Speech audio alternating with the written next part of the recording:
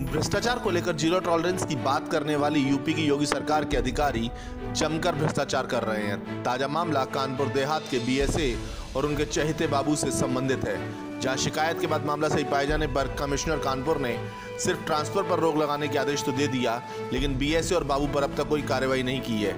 ऐसे में बीएसए पर भी अब कोई कार्रवाई न होना योगी सरकार की कार्यशैली पर प्रश्न चिन्ह लगाता हुआ नजर आ रहा है।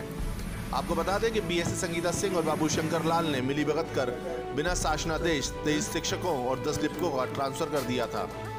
भ्रष्टाचार के चलते उनको मनमानी जगह की तैनाती भी दे दी गई थी, जिसमें बीएसए और बाबू ने बड़े स्तर का खेल किया, जिसकी शिकायत बीएसए ऑफिस के बाबू और आरटीआई कार्यकर्ता संजय दीक्षित ने शासन से की थी। कमिश्नर कानपुर ने तत्काल ट्रांसफर प्रक्रिया पर रोक लगाने के आदेश दिए थे, क्योंकि जांच में यह शिकायत सही पाई गई थी। बीएसए द्वारा किए गए भ्रष्टाचार की खबर को यूपी वॉइस ने 18 जनवरी को प्रमुखता से दिखाया था। साफ तौर पर दिखाया था किस तरीके से बीएसए और बाबू का भ्रष्टाचार पूरे ऑफिस में फैला हुआ है।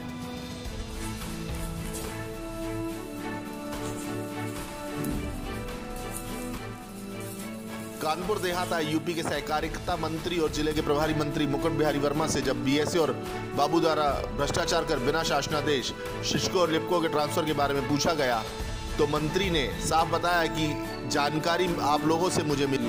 क्या माना जाए तो जो दोषी होगा वो दंडित होगा।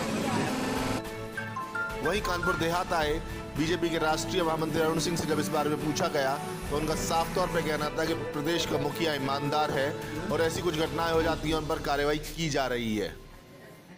मैंने आपको बताया कि जब प्रदेश का मुखिया ईमानदार होता है तो, और ईमानदार है, योगी जी बहुत ईमानदार हैं, देश के मुखिया भी ईमानदार हैं, तो मान लीजिए कभी ऐसी घटनाएं आती हैं तो उन घटनाओं पर कार्रवाई आती है तो हमारा मुखिया ईमानदार है, कार्रवाई दोषियों पे होती है, होगी। कमिश्नर साहब ने उस पर रोक लगा दी, लेकिन ऐसे बीएसए पर कार्रवाई क्यों नहीं की? कार्रवाई हो रही भैया।